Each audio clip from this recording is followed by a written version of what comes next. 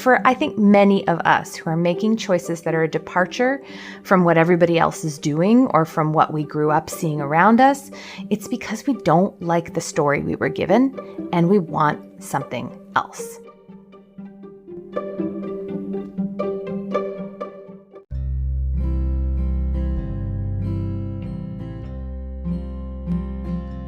Welcome to Making Polyamory Work. Hi, I'm Libby Sinback, and I want to thank you for being with me today.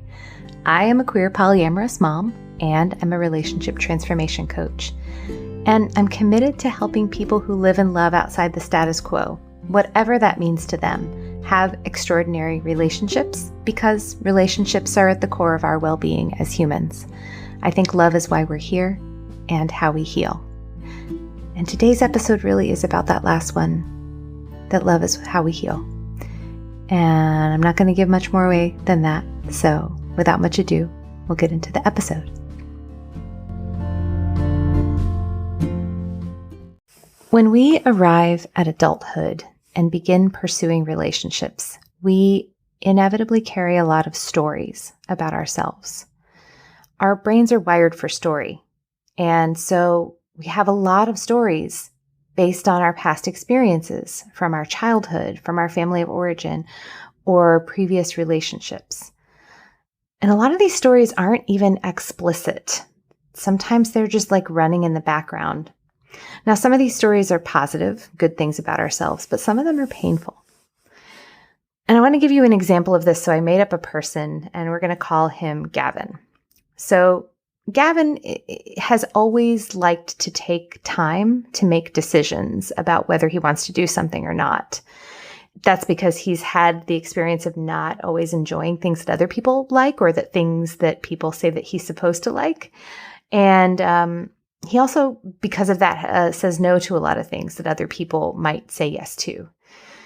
He's got a lot of kind of picky food preferences. He only really can tolerate things like loud, crowded parties or clubs very occasionally. Mostly he finds them tired and overwhelming.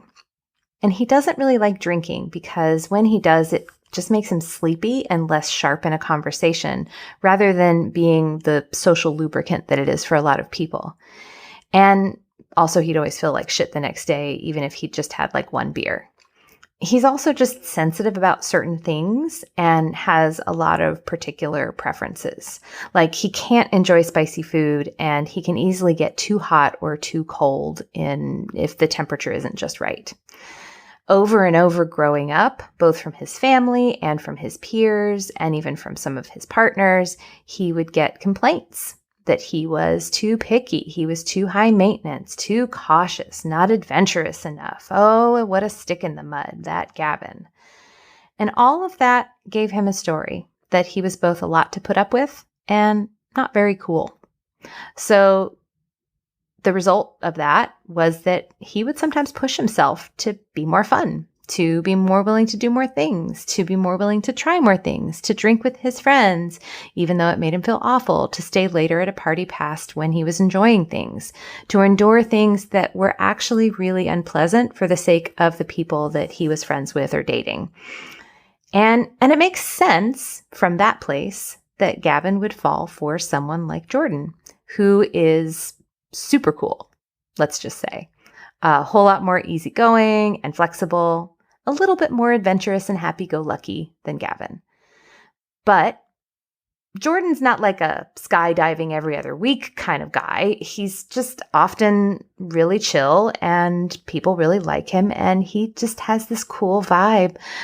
And he really liked Gavin and made Gavin feel cool by association. Now, while Gavin was previously monogamous before he met Jordan, Jordan was polyamorous when they met, and Gavin was really open to it. And so Gavin dives into this with him and feels really proud of how open-minded he is. Like, polyamory is actually something that kind of goes along with his values. And so the whole thing is really great. The relationship is really great. And Jordan nudges Gavin outside of his comfort zone in ways that Gavin really wants.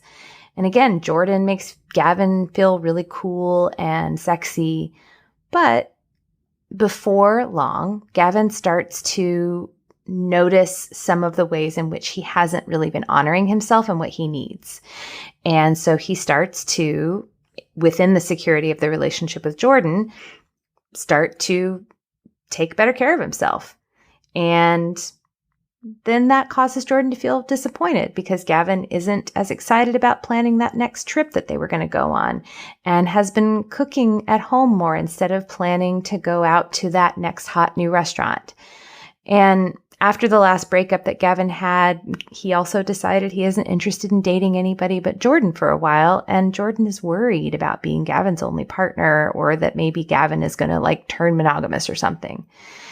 All of Jordan's misgivings about Gavin honoring himself kind of reinforces Gavin's fear that Jordan's going to leave him because he's too boring, too high maintenance, too much of a stick in the mud, which he desperately doesn't want to be or be seen as. Which means that anytime Jordan expresses any sort of disappointment or feels unhappy with Gavin, kind of leaning more into some of the ways that he feels better being, they get in a big fight.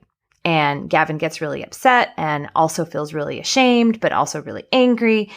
And it just leaves Gavin wondering, can he ever find a partner who will just accept him as he is? Now, I want to point out two things in this story here. One, Gavin has the story about himself as being boring, high maintenance, a stick in the mud, someone that would be difficult to be with and that is destined to be rejected by all the cool kids. And Gavin wanted to change the story. And he picked someone, Jordan, who he thought would help him do it. But instead of changing his story, he found himself right back in it, didn't he? Now, unfortunately, I see this a lot. I see people every day, and I include myself here, walking around with stories about themselves. Stories about who they are, what they can do, what they can't do, what their place in the world is, how other people will see them, what's possible, what's true, what's reasonable to want, etc. And sometimes these are stories that they don't like and want to change. Now, here are some examples of stories that I've heard. I'm not enough. I'm too much.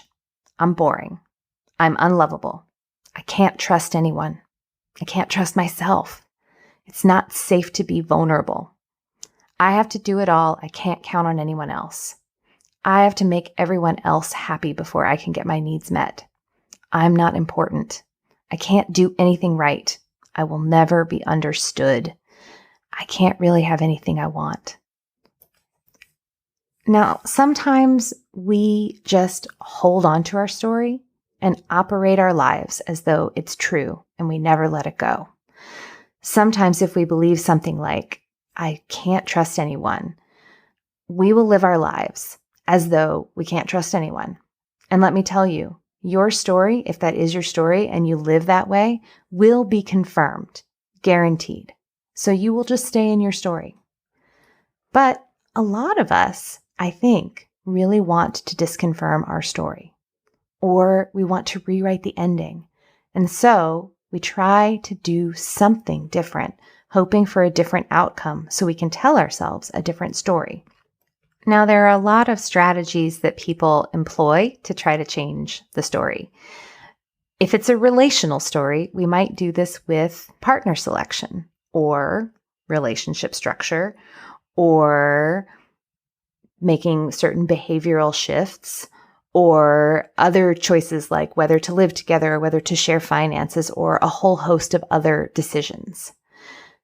And I think a pretty broad swath of people who are practicing polyamory or some alternative relationship structure are doing so in part to rewrite some story they believe about the world or about themselves. And I mean, if you were to like the story that you have about yourself or about the world, you're probably not going to go outside of the norm. Although I suppose that being who you are, being outside of the norm and liking that story might be your story. And so that might be why you would do it. But for, I think, many of us who are making choices that are a departure from what everybody else is doing or from what we grew up seeing around us, it's because we don't like the story we were given and we want something else. Here is the tricky part, though. while it's great, like a really great strategy actually, to be imaginative and creative in our practices, in our philosophies, in our partner choices, and in our relationship structures, I actually don't think that that is enough to change the story, because there is this other force acting upon us that wants to prevent anything new from happening. Do you want to know what it is? It's actually your brain. Your brain is wired to keep the story the same. Now you may be wondering, Libby, my brain is the thing that wanted me to change the story in the first place. Why would my brain want to not change the story? Well, our brains are also wired for efficiency. Now, I learned about this from a neuroscientist named Lisa Feldman Barrett, who wrote a phenomenal book called 7.5 Lessons on the Brain, which I highly recommend you take a look at sometime. I'll link it in the show notes. So one thing I learned from her is what is true about the brain is that it is the single biggest user of calories of any organ in the body, like by a long shot. Our brains burn up a lot of energy. And because of this, our brains have evolutionarily developed many systems to be as efficient as possible. One of the ways that the brain is efficient is by devoting a lot of its energy to predicting what will happen and getting everything in place to deal with that situation before it even happens. Now, one example Lisa Feldman Barrett gives is if you're a coffee drinker. Have you ever noticed that if you do tend to consistently drink coffee every day around the same time, like in the morning, and then let's say you miss a day, that you get a headache? Have you ever noticed that? So the reason apparently why this happens is because of your predicting brain. So coffee constricts your blood vessels when you drink it. It's a stimulant. That's one of the things it does. And that's not good for your body, especially not good for the blood vessels that go to your brain, because you need that blood flow to go to your brain. Your brain really needs that blood to function. But for your brain to go through the process of going, hey, there's caffeine in my system. Hey, I'm noticing my blood vessels are constricting. Hey, now I need to dilate the blood vessels. All of that process of being in sort of that reactive place is a lot of effort for your brain to do every single day, every time you drink coffee.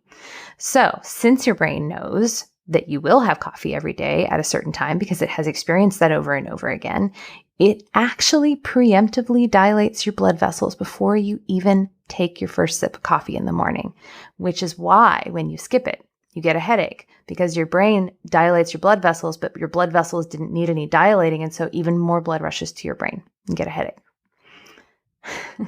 Which will actually ensure that if you want to take a break from coffee or make a change to your habits, your brain will not make it easy for you, because your brain does not like change. So our brains are actually pretty devoted to predicting what will happen next based on our past experiences. And again, that's because to have a novel experience that your brain hasn't encountered before is actually pretty resource intensive. Now, remember, your brain is like by far the biggest user of calories in your whole body. And so it wants to predict. And it has a really important system in place that it uses to do a lot of that predicting, which I learned about this system from Julianne Taylor Shore, also known as Jules. And it's called the implicit memory system. Now, your implicit memory system is really important. You would not be able to live without it. It is what enables you to go about your day without having to figure out what the heck is going on about every little thing all the time.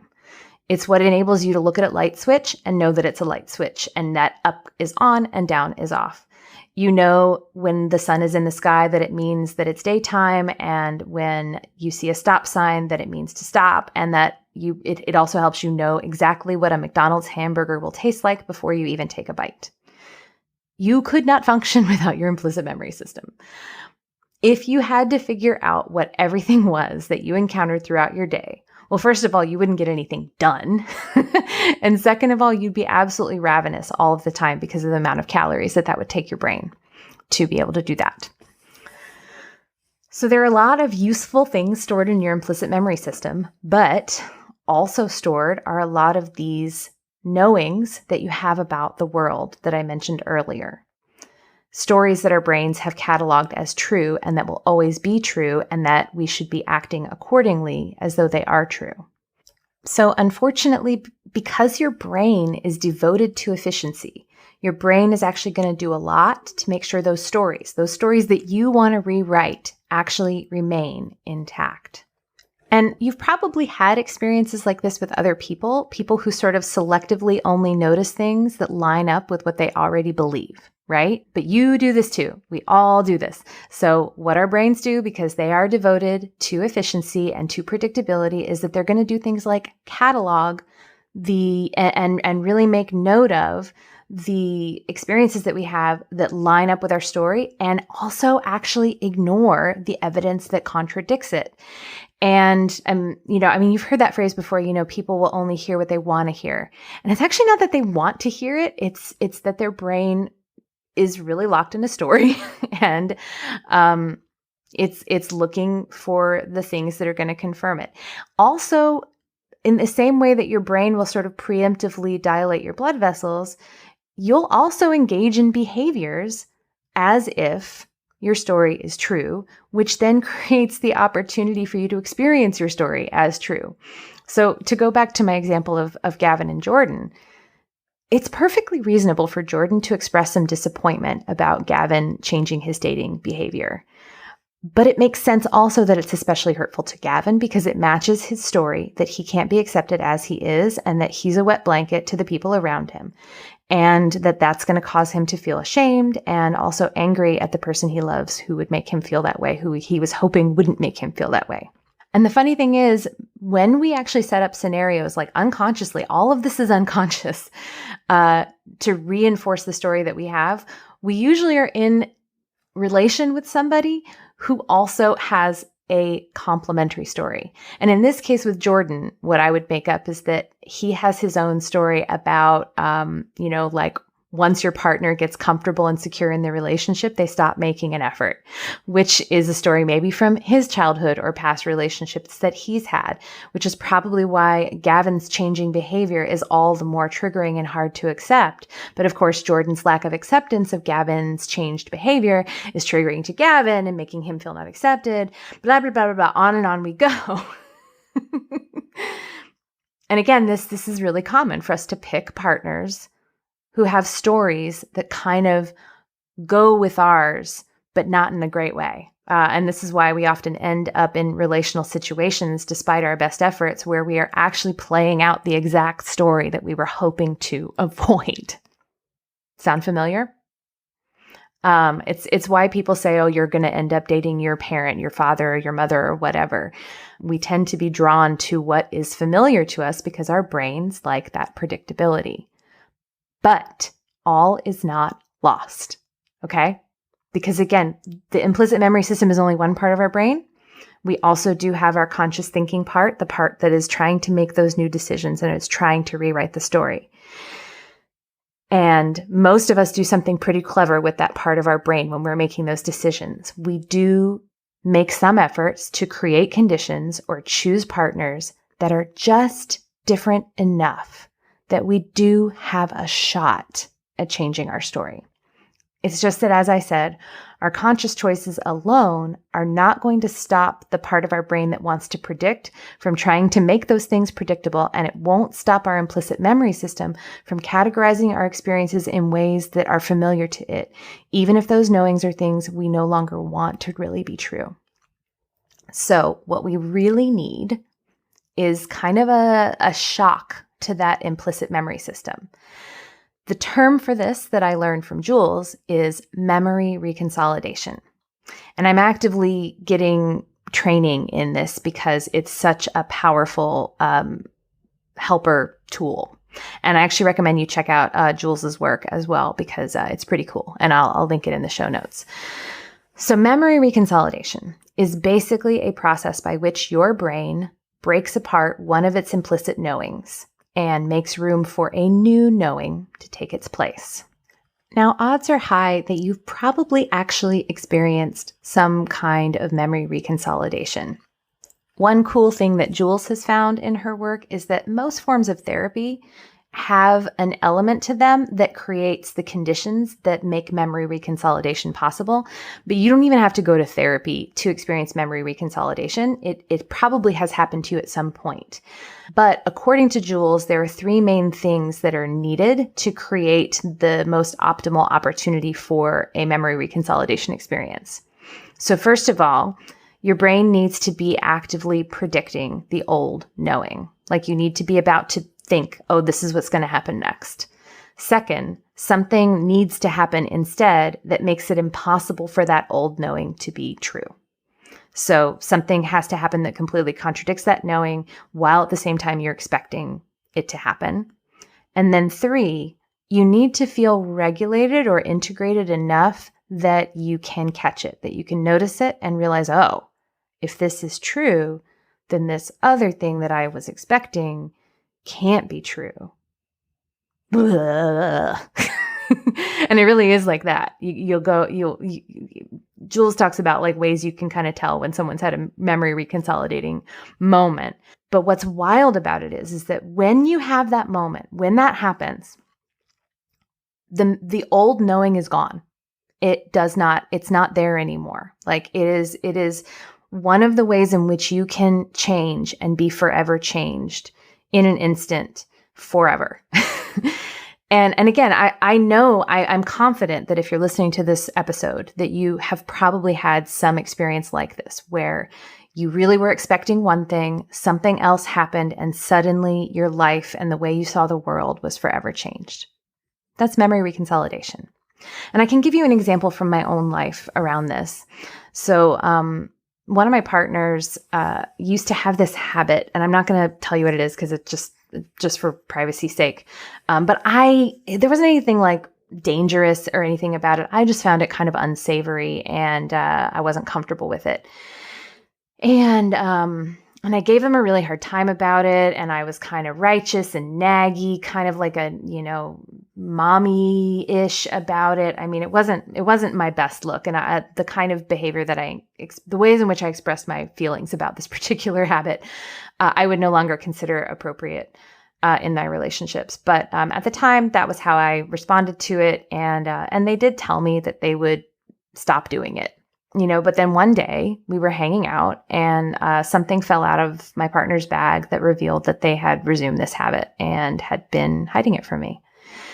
And I saw their face fall. I saw them, and then they came clean, and I could see them, their whole body like bracing for some righteous outrage from me, maybe with a fairly hefty portion of lecture to go along with it.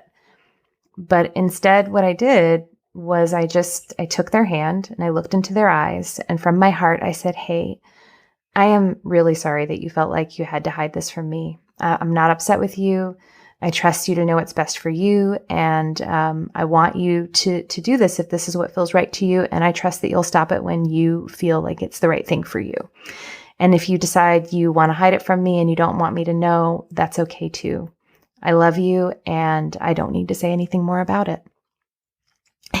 It was the complete opposite of what they were expecting from me. And it broke an implicit knowing that they had, that they couldn't be honest about what they really wanted if it didn't line up with what the other people wanted from them. And again, this knowing wasn't actually about me. It actually predated me, because I'm not like this at all, but like they had this expectation, and that was fueling this behavior. And the fact that I demonstrated the opposite of what they were expecting completely changed how we related to one another. It was a pretty significant turning point in our relationship. Now, I did do this different move with my partner because I had intentionally been working on doing something different than what I had been doing before. But it wasn't because of it wasn't some therapeutically created experience. It was just something that happened. There was an opportunity. I could have gone left, and instead I went right. And that gave my partner a really healing experience. And I feel like I've been fortunate in my relationships to have many opportunities as well to experience the opposite of what I was expecting in the relationship and have that be extremely healing. But one thing that I've been working on also is just being more aware of what my stories are. Because if I know what my stories are and then I tell my partner what my stories are and they know what they are, then we can actually work together to intentionally shift them. And I want to give you an example of that. So like one of my super painful stories is that if I don't do it perfectly or read the room perfectly, then I will be misunderstood, misconstrued, rejected, and judged without any opportunity to make anything better. As a neurodivergent person, I can't imagine where I would have gotten this story. Anyway, but because of the story that I have, rooted in my experiences, I can get extra sensitive when someone I love doesn't like my reaction to something or responds negatively to something I've said. Now, this doesn't mean that I can't hear feedback because part of the fear that I have is that I won't be given any feedback and given the opportunity to make it better.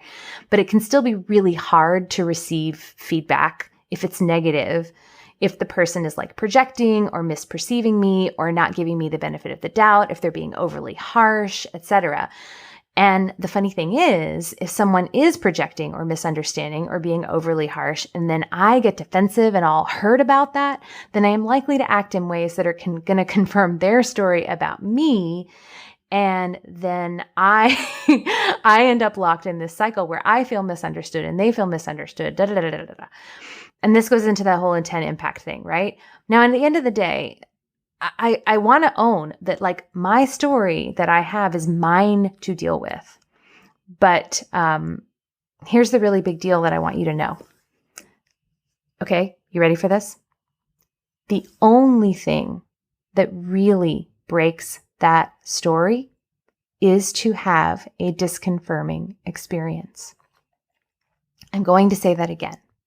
The only thing that really breaks the story is to have a disconfirming experience.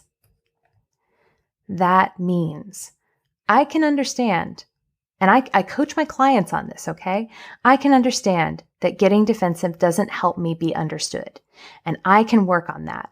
And sometimes me making the move to not get defensive does give the other person the opportunity to then hear me and understand me. And then we have a repair experience and everything feels better. But me making the move to not get defensive in response to someone misunderstanding me or projecting on me or being overly harsh and not giving me the benefit of the doubt, that move is holding a truth that I may not actually have, which is that I actually can be understood.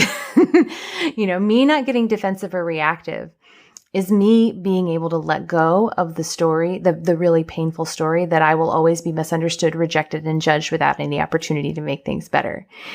And the only thing that really makes it possible for me to let that go is to have an experience where I am understood, where I am accepted, even if I didn't do it perfectly, and where I am given the benefit of the doubt. That is what actually helps me feel okay and safe and secure and connected and able to trust that that story isn't true.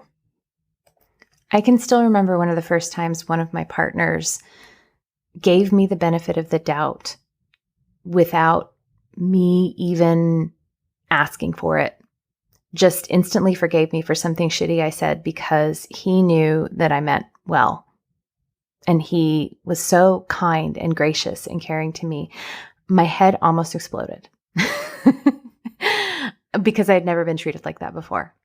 And this is actually one of the beautiful things I want to say about polyamory is that you have more opportunities to have relational disconfirming experiences because you have more different types of people to create these different types of experiences with you. But this is what I mean when I say love is how we heal. The opportunity to change our brains, change our stories, is in having the experience of the story being different. Part of the puzzle is us doing our own work so that we're not feeding into that story. But part of the puzzle is also creating opportunities in our relationship to actually have the story be different. And what has helped me with that, what has helped my partners with that, what has helped my clients with that, has been sometimes to create opportunities to deliberately break the story and have an intentional memory reconsolidating moment. So for me, it would be like deliberately working to not do that thing that my partner is expecting me to do. And maybe even has completely set me up to do by their predicting brain. This isn't easy because, as I said, often our stories go together in sort of a hellish dance. But if you both know how your stories dance together, and you both are taking deliberate action to do different steps, even at times when one of you might be doing the same steps in a given moment, you create that new story. And it becomes impossible to believe the old one anymore. Now, it's not always a magic bullet. It's not always just saying or doing the right thing one time. Sometimes also we'll be too upset or too distracted to catch it, even if it does happen, even if it was a really powerful shift intentionally that we were trying to do. Sometimes it just doesn't work. But if you really want to change the story, this is one of the most important ways that you can write that ending. So to recap, all of us come to our adult lives, our adult relationships with stories about ourselves, about how the world works, about how relationships will work for us, etc. Some of these stories are stories that we would like to not be true and that we would like to rewrite. But while our prefrontal cortex, our logic brains might make choices aiming in the direction of having the story go differently, our implicit memory system, our viciously predicting brain, will often make it hard for us to actually change the story. So one of the most powerful things you can do is to become aware. What are the stories that are running in my brain that might be getting in the way of me changing the story for myself? And what are the ways in which I might not be noticing or might not be creating opportunities for myself to change that story? And what are my partner stories? And what are the ways in which I am reinforcing and reconfirming rather than disconfirming the stories that they may have? You can do your own work on basically not setting yourself up to continue to repeat the old stories that you believe are true. But it can be even more powerful to create, together with the people you're in relationship with, opportunities for you to have disconfirming experiences. And in fact, the only real way that you truly can break your implicit knowings is to have disconfirming experiences. And you can have them incidentally. Many of us have. Memory reconsolidation is the process, and it's something that happens naturally in the world. But there are ways in which you can intentionally create those opportunities in your relationships by just turning left instead of turning right, by just doing one thing and doing the thing that is not expected instead of doing the same old thing that you've always do. Actually having these disconfirming experiences is how we are able to let go and change our story and write the ending that heals us.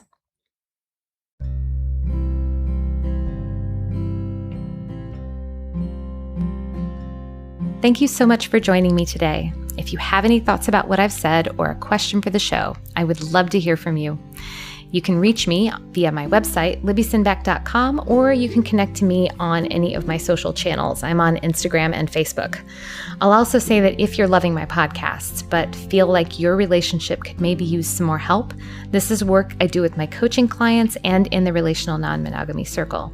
If you're interested, you can either set up a free introductory session with me to see if coaching might be a fit for you, or check out the Relational Non-Monogamy Circle online at libbysinback.com/RNMC.